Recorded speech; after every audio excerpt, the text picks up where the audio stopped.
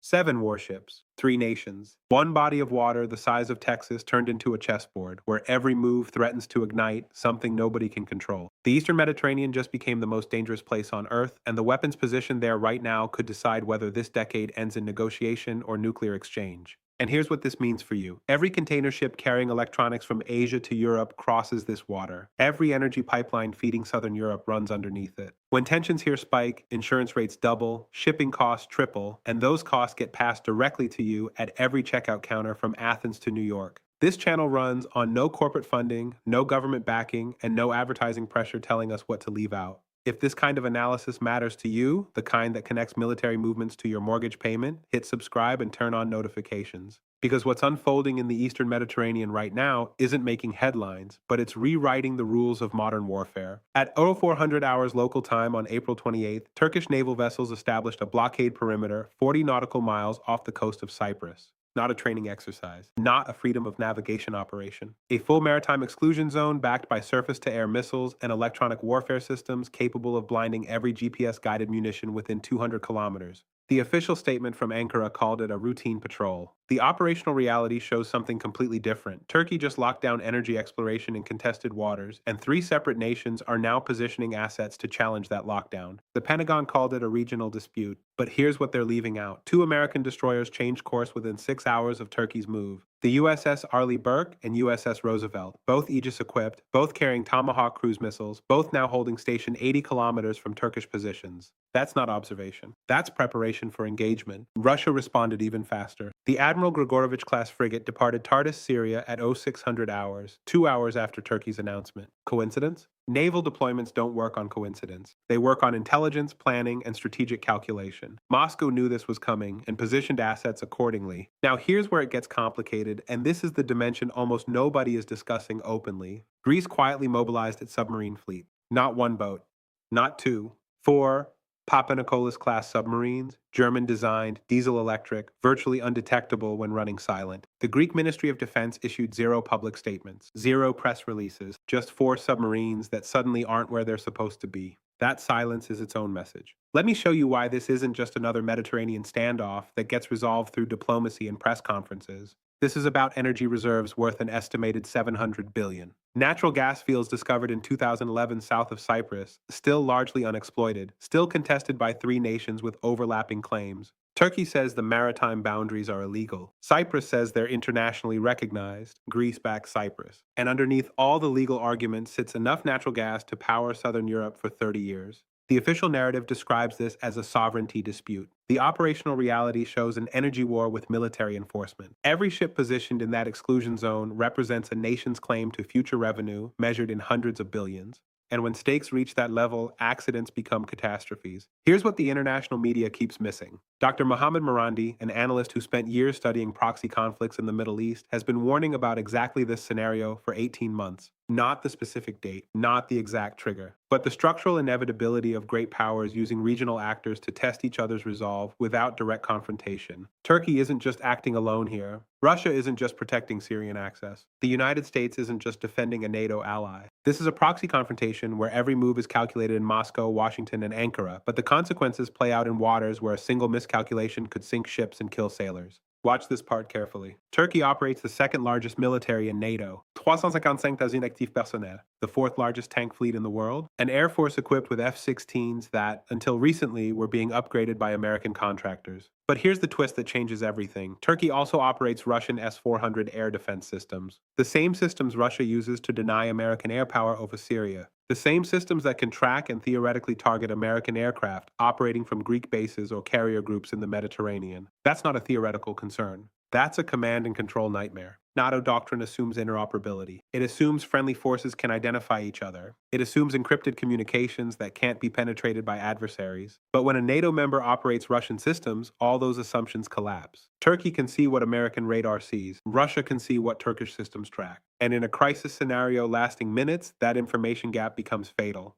The United States has 50,000 troops stationed across Europe. Naval assets worth $40 billion deployed in the Mediterranean theater. Air wings operating from Incirlik in Turkey, from Suda Bay in Greece, from bases in Italy. Every single one of those positions becomes compromised the moment Turkey decides its national interest diverges from NATO consensus. And based on the last 72 hours, that moment isn't theoretical anymore. It's operational. Now let me show you the math that explains why this situation is unsustainable and why it's going to force a resolution within weeks, not months. Turkey produces 0.4 billion cubic meters of natural gas per year. Turkey consumes 45 billion cubic meters per year. That's a 99% import dependency. Every winter, Turkish citizens heat their homes with gas purchased from Russia, from Azerbaijan, from Iran. That dependency creates leverage. And the contested gas fields off Cyprus represent Turkey's only chance to break that dependency within a generation. The math gets even more brutal when you look at the economics. Developing those gas fields requires $15 billion in infrastructure investment minimum. Pipeline construction, liquefaction facilities, export terminals. That investment only happens with legal certainty. And legal certainty only comes from undisputed territorial control. Turkey's blockade isn't about making a point. It's about creating facts on the ground, or in this case, facts in the water, that change the investment calculus for every energy company watching. Greece imports 85% of its natural gas. Cyprus imports 100%. Both nations have economies still recovering from debt crises that nearly destroyed the Eurozone a decade ago. Access to domestic gas reserves would transform their fiscal outlook overnight. We're talking about nations that could shift from energy importers to energy exporters, from debtor nations to creditor nations. The geopolitical weight of that shift would realign the entire Eastern Mediterranean. But here's the cost comparison that reveals why this can't continue indefinitely. Maintaining a naval blockade costs Turkey approximately $3 million per day. Fuel, maintenance, personnel, munitions, opportunity cost of ships not available for other missions. That's $90 million per month. Turkey's foreign currency reserves dropped below $100 billion in March. At current burn rates, maintaining this posture while defending the lira becomes mathematically impossible by August. The United States can sustain its Mediterranean deployment far longer. 2 destroyers cost roughly $1.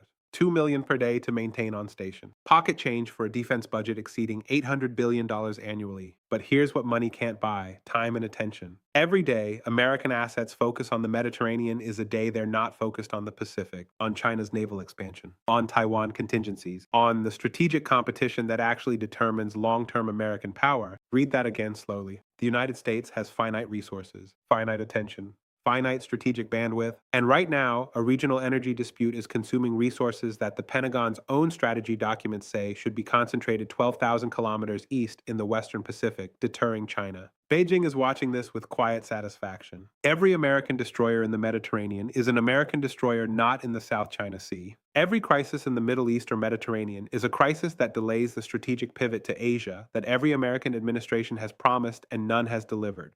China doesn't need to do anything. Turkey's energy ambitions and American alliance commitments are doing the work for them. Russia's calculation is even simpler. Moscow maintains a naval facility at Tartus, Syria. It's Russia's only Mediterranean port. Losing access would end Russia's ability to project power into the region. Turkey's blockade, intentionally or not, complicates any Western effort to pressure Syria because it diverts attention and assets towards Cyprus. Russia gains without acting. The Eastern Mediterranean becomes another theater where Moscow creates problems that consume Western resources without costing Russia anything. And here's the angle that almost nobody is saying out loud, the dimension that changes everything. Iran is watching this as a proof of concept. If Turkey can establish a maritime exclusion zone and force American and European powers to negotiate rather than immediately challenge, then Iran can do the same in the Strait of Hormuz. If a NATO member can defy NATO consensus and face limited consequences, then what's stopping Tehran from testing the same theory? The precedent being established right now isn't about Cyprus. It's about whether second-tier powers can use military force to claim resources in contested spaces, and whether great powers will actually fight to stop them. Every nation with a territorial dispute and a capable navy is studying this moment.